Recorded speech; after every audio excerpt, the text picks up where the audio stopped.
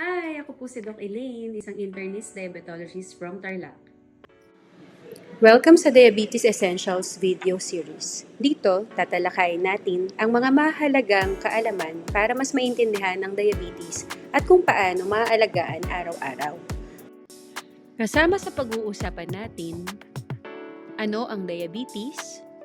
Iba't ibang uri ng diabetes, mga sintomas, paano ito madadiagnose, at mga gamot o treatment.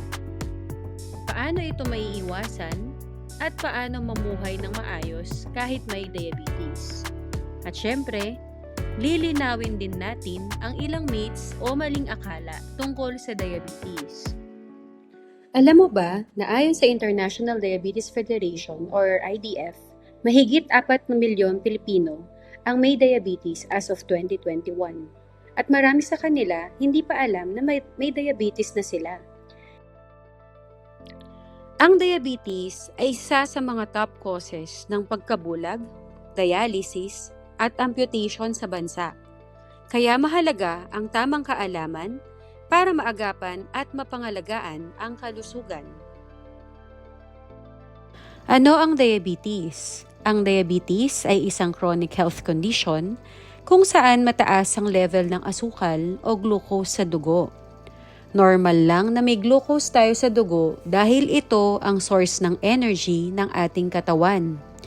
Pero kapag may diabetes ka, nagkakaproblema sa hormone na tinatawag na insulin, na siyang tumutulong para makapasok ang glucose sa mga cells natin. Kapag walang sapat na insulin o hindi ito gumagana ng maayos, naiipon ng glucose sa dugo at yan ang nagdudulot ng diabetes. Mga uri ng diabetes. Type 1 diabetes. Ito ay isang autoimmune disease. Ibig sabihin, inaatake ng sariling katawan ang pancreas, kaya hindi ito nakagagawa ng insulin. Usually, nagsisimula ito sa kabataan, pero pwede rin sa adults. Lifelong ito at kailangan ng insulin injections araw-araw. Ang pangalawang type ng diabetes ay, ang type 2 diabetes ay nangyayari kapag resistant na ang katawan sa insulin o kulang ang insulin na ginagawa nito.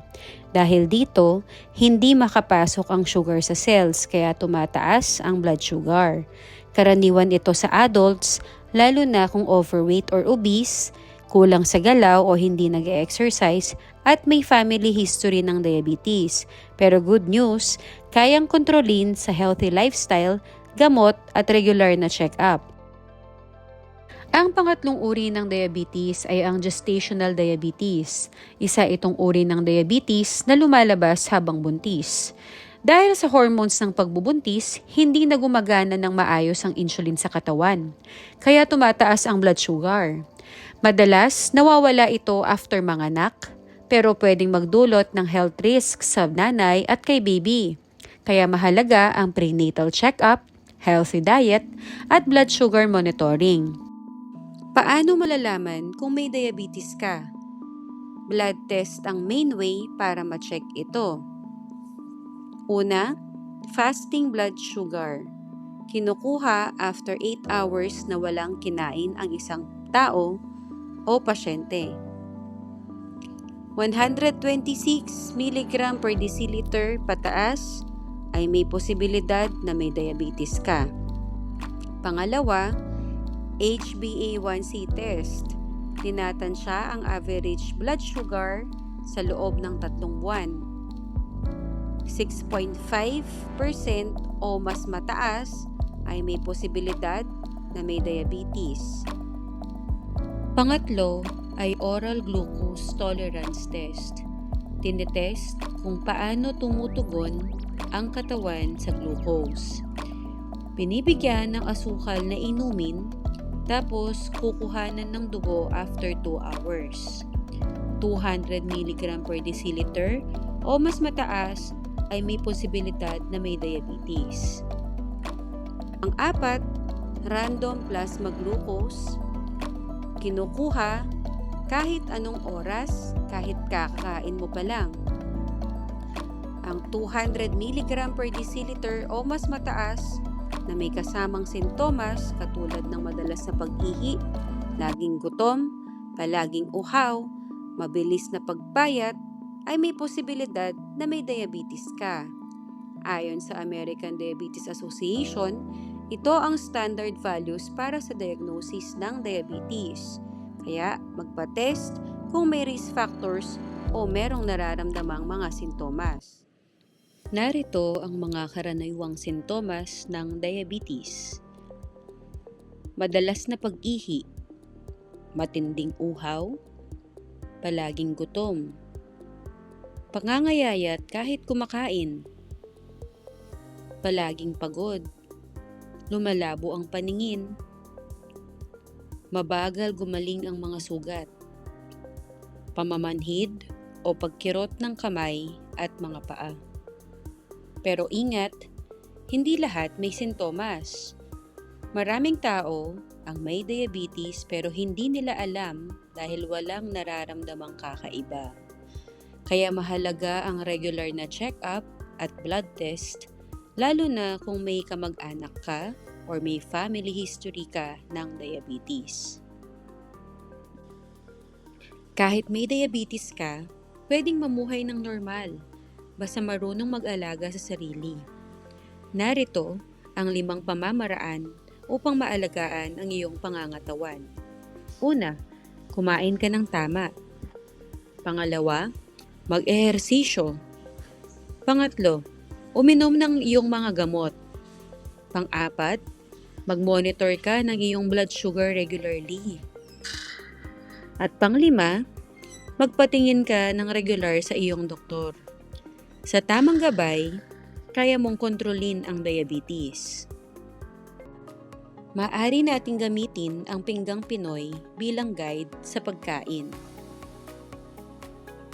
Kalahati ng plato mo ay gulay. 1/4 naman ng plato ay kanin or carbohydrates.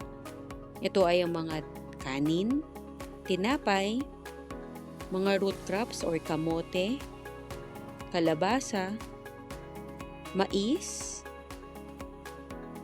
at iba pa. 1/4 ng plato naman ay ang ulam or protina. Pwede itong manok, isda, or itlog. Okay din kung may prutas sa tabi at tubig sa halip na matatamis na inumin, katulad ng mga soft drinks at juice. Kailangan natin tong iwasan upang hindi tumaas ang iyong blood sugar. Ang tamang portion ay malaking tulong para hindi tumaas ang iyong blood sugar. Ito ang mga simple steps na pwede mong simulan. Maglakad 30 minutes a day or 150 minutes per week. I-monitor ang iyong blood sugar kung kaya. Huwag kalimutang uminom ng gamot. Hindi kailangan ng malaki agad. Small, consistent changes ang mahalaga. Myths versus facts. Myth 1. Bawal lahat ng matatamis. Pwede, basta kontrolado. Myth 2. Wala naman akong nararamdaman. Ibig sabihin, okay lang ako. Wala akong diabetes. Fact. Minsan, walang sintomas ang diabetes sa simula. Tahimik lang pero unti-unting lumalala. Parang mga anay na unti-unting sinisira ang ating katawan. Kaya, mahalaga ang regular na check-up at screening, lalo na kung meron kang risk factors. Myth 3. Pag nag-insulin ka, ibig sabihin malala na ang sakit mo. Fact? Hindi po totoo yan. Ang insulin ay isang natural hormone sa ating katawan. Minsan, kailangan ito at early stages o sa simula ng diabetes para makontrol ang blood sugar at maiwasan ang mga komplikasyon nito.